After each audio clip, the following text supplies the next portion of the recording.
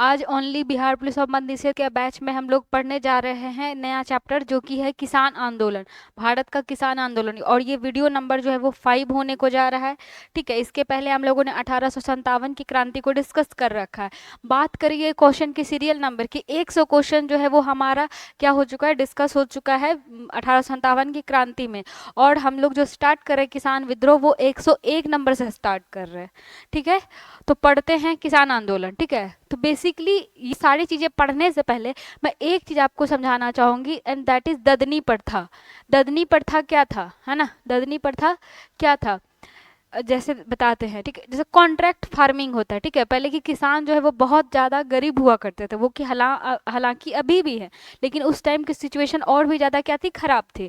तो किसान क्या करते थे, अंग्रेज़ों से पैसा लेते थे। अंग्रेज़ों से क्या करते थे, पैसा लेते थे।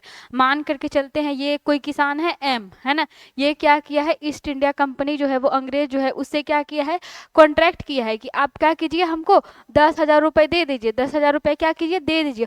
मेरे खेत में जो भी प्रोडक्शन होगा, क्या होगा, जो भी प्रोडक्शन होगा, चाहे उसका मार्केट में वैल्यू कुछ और क्यों नहीं हो। ठीक है, बेचारा 10,000 रुपये लिया है, लेकिन हो सकता है कि मार्केट में वैल्यू सेम अनाज का हो सकता है कि 20,000 रुपये हो, लेकिन ये क्या कर सकता है, अब उस अनाज को जा करके बाजार में नहीं बेच सकता, उसको क्या करना पड़ेगा, मजबूरी बस वो अनाज जो है वो क्या करना पड़ेगा, अंग्रेजों को ही बेचना पड़ेगा।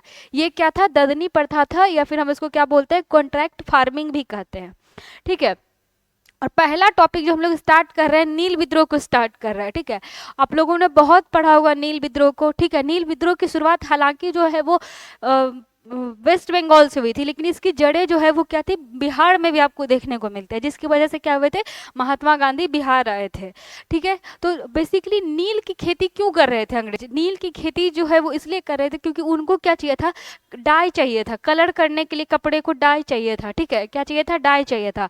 और उसको क्या करते थे, वो नील की खेती करवाते थे भारत किसानों से, और उसको ले जा करके चाइना में, यूरोप में, है ना, ब्रिटेन में, यूएसए में बेचा करते थे भारी दामों में, हैवी प्राइस में। और जो किसान थे उनको बोला गया था कि आपको मैंडेटरी है, क्या है, मैंडेटरी है कि आप क्या कीजिएगा कि कुछ अपने खेत के कुछ हिस्से पे आपको क्या करना पड़ेगा, नील लगाना ही पड़ेगा। ठीक है, और नील का एक और खराबी था कि उसकी जड़ें बहुत ज़्यादा लंबी थी, उसकी जड़ें क्या थी, बहुत ज़्यादा लंबी थी। ठीक है, जिस वजह से वो क्या करती थी, जितना भी मिनरल्स रहता था ज़मीन का, है ना, उसको क्या करती थी, वो ऑब्जर्व कर लेती थी, जिसके वजह से लैंड जो है वो क्या हो जाता था, अनफर्टाइल हो जाता था। लैंड कैसा हो जाता था, अनफर्टाइल हो जाता था। ठीक है, आई होप कि ये इतना चीज़ें आपको क्लियर हुआ होगा। ठीक है, क्वेश्चन को डिस्कस करते हैं। ठीक, इसमें एक चीज भी है, नील की खेती जब स्टार्ट हुआ जाता था, करते थे, उसमें पानी की आवश्यकता भी बहुत ज़्यादा पड़ती थी। ठीक है, चलिए स्टार्ट करते हैं।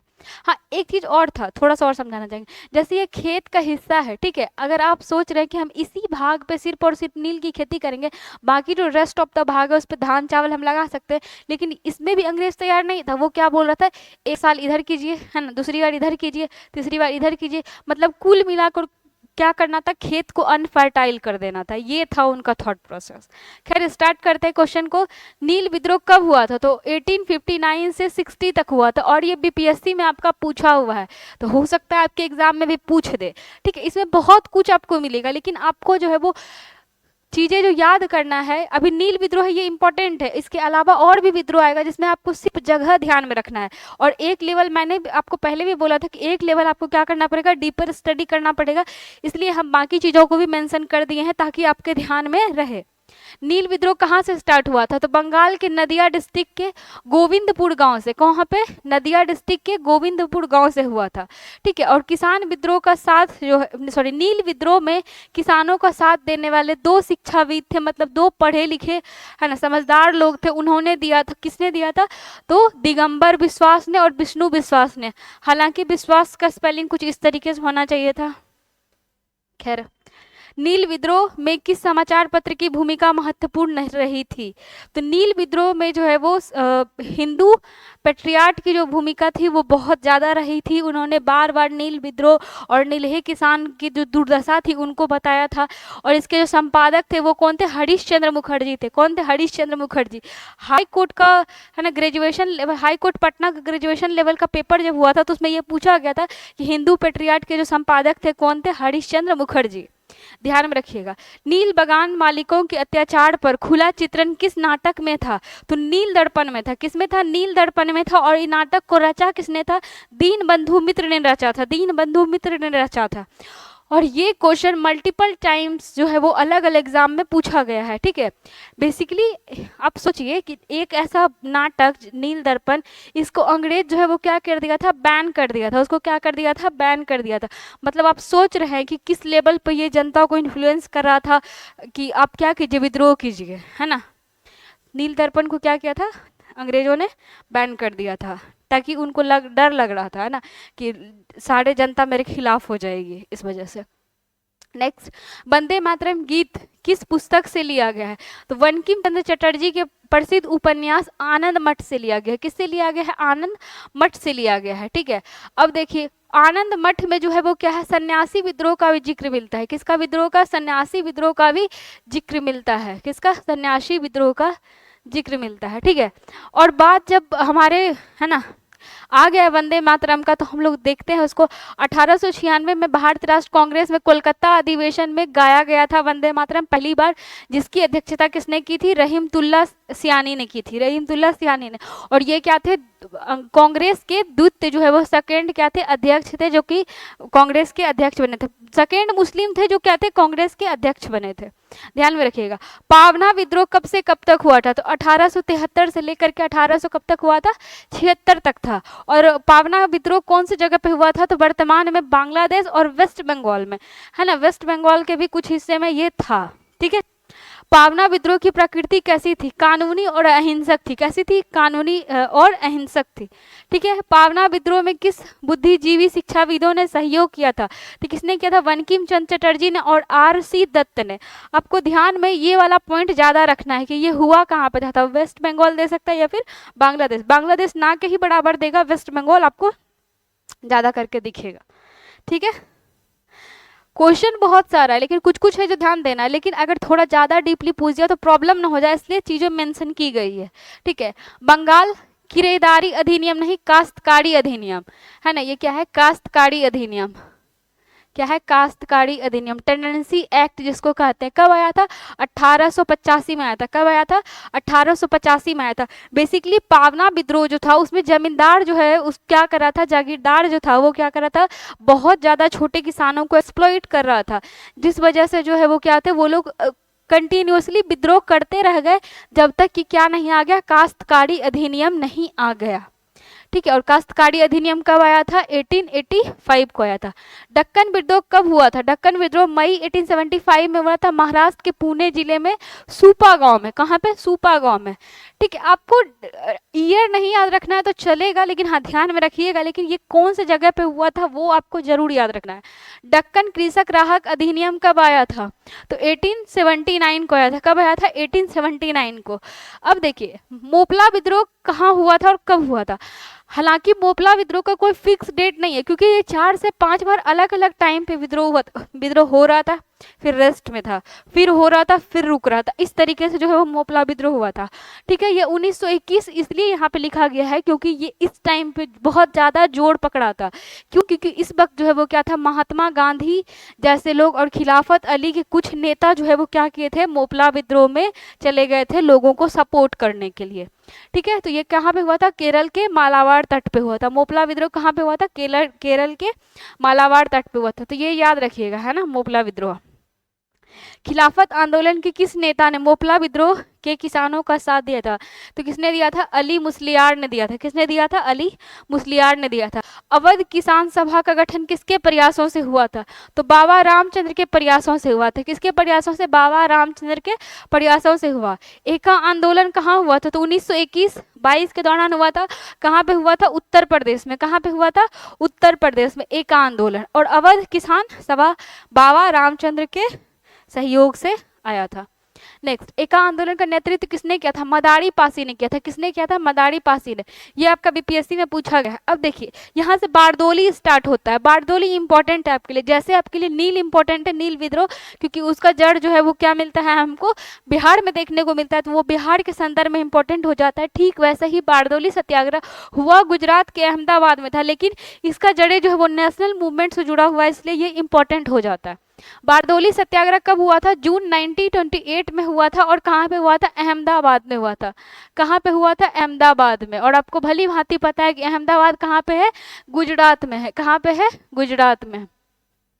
ठीक है। बारदोली सत्याग्रह में भाग लेने वाली महिलाओं के नाम क्या है जिन्होंने किसानों का साथ दिया? तो किसने साथ दिया था? मणिबेन पटेल, जो कि क्या थी? सरदार पटेल की पुत्री थी, है ना। मीठी बेन पटिट, है ना। और क्या था? भक्तिबा देसाई, शारदा बेन शाह, और क्या था? कस्तूरबा गांधी। कस्तूरबा गांधी ने भी क्या किया था? बारदोली आंदोलन में वहां के जो किसान थे उनका क्या किया था? साथ दिया था। ठीक है। सरदार वल्लभ भाई पटेल को सरदार वल्लभ भाई को पटेल की उपाधि किसने दी? तो बारदोली की महिलाओं ने दी है। किसने दी है? बारदोली की महिलाओं ने। ये भी जो है वो क्या हो जाता है आपका? इंपॉर्टेंट हो जाता है। ठीक है, इंपॉर्टेंट हो जाता है। ठीक है। बारदोली में बेसिकली सूखा या फिर अकाल ऐसा कुछ पड़ा था, ठीक ना। मतलब फसल जो है वो अच्छी नहीं हुई थी, और अंग्रेज जो है वो क्या कर रहे थे? बार बार टैक्स की डिमांड कर रहे थे, है ना। तो टैक्स को क्या किया गया था? बारदोली सत्याग्रह हुआ, सरदार पटेल गए थे, है ना, किसानों को साथ दिया और टैक्स को क्या किए थे? कम करवाए थे। ठीक है, ये एक सफल आंदोलन जो है वो क्या होता है? माना जाता है। बिजोलिया आंदोलन कहाँ हुआ था? तत्कालीन मेवाड़ रियासत में। कहाँ पे? तत्कालीन मेवाड़ रियासत में। यहाँ पे क्या था? किसानों के ऊपर 84 प्रकार का टैक्स लगा था, जो कि क्या हुआ था? जागीरदारों द्वारा वसूला जाता था। किसके द्वारा? जागीरदारों के द्वारा वसूला जाता था। ठीक है। मैंने आपको पहले भी कहा था कि जैसे क्या है, ये ईस्ट इंडिया कंपनी है। क्या है? East India company. तो ये डायरेक्ट फार्मर से जो है वो क्या करती थी? टैक्स नहीं लेती थी, बीच में रखती थी बिचौलिया, मीडिएटर, है ना। क्या रखती थी? मीडिएटर। अब जैसे मान के चलते हैं कि ईस्ट इंडिया कंपनी क्या बोला कि हमको 10 रुपये चाहिए। हमको क्या चाहिए? 10 रुपये चाहिए। तुम क्या करना? 11 रुपये लेना। जो मीडिएटर था, जागीरदार था, तुम क्या करना? किसान से 11 रुपए लेना, 10 रुपए हमको दे देना, और 1 रुपए जो है वो क्या करना? तुम रख लेना। 1 रुपए क्या करना? तुम रख लेना। जागीरदार को ऐसा बोला गया होगा। लेकिन ये जो जागीरदार थे ये थे क्या? लालची। इंडियन थे लेकिन कैसे थे? लालची थे। तो ये क्या बोलते थे फार्मर से कि आपसे 15 रुपए मांगा गया है। कितना रुपए मांगा गया है? 15 रुपए मांगा गया है। और ये जागीरदार क्या करता था? किसान से 15 रुपए लेता था, लेकिन अपने पास 5 रुपए रखता था, और क्या करता था? ईस्ट इंडिया कंपनी को 10 रुपए दे देता था। इस तरीके का कुछ कंडीशन था। हालांकि ईस्ट इंडिया कंपनी ने भी बहुत तरीके का टैक्स और बहुत हैवी टैक्स रखा हुआ था। ठीक है। लेकिन बीच में जो जागीरदार था ये भी बहुत अंग्रेजों से कम नहीं था। इंडियंस थे लेकिन अंग्रेजों से कम नहीं थे। ठीक है, ध्यान में रखिएगा इस चीज को। इसी जागीरदार की वजह से क्या हुआ था? बिजोलिया आंदोलन हुआ था। ठीक है। नेक्स्ट, बिहार किसान सभा का गठन कब हुआ था? ये कमेंट करके आपको बताना है। ठीक है। और साथ में आपको ये भी बताना है कि उस टाइम उसके अध्यक्ष कौन थे, है ना। कौन थे? अध्यक्ष कौन थे बिहार किसान सभा के? और साथ में आपको कमेंट करके बताना है कि सचिव कौन थे। साथ में ये भी बताना है कि सचिव कौन थे। ठीक है। और साथ ही ये भी बताना है, ठीक है, कि यहाँ पे जो है पहला अध्यक्षता जो है वो कहाँ पे किया गया था? पहला अध्यक्षता जो है वो कहाँ पे किया गया था? किसका? बिहार किसान आंदोलन का। मतलब बिहार किसान सभा का जो गठन हुआ था उसके अध्यक्ष कौन थे? पहले सचिव कौन थे? और पहला अध्यक्षता जो है वो कौन सी जगह पे हुआ था? नेक्स्ट, आंध्र प्रांत किसान सभा का गठन किसके द्वारा किया गया था? किसके द्वारा किया गया था? एनजी रंगा के द्वारा किया गया था। किसके द्वारा किया गया था? एनजी रंगा के द्वारा किया गया था।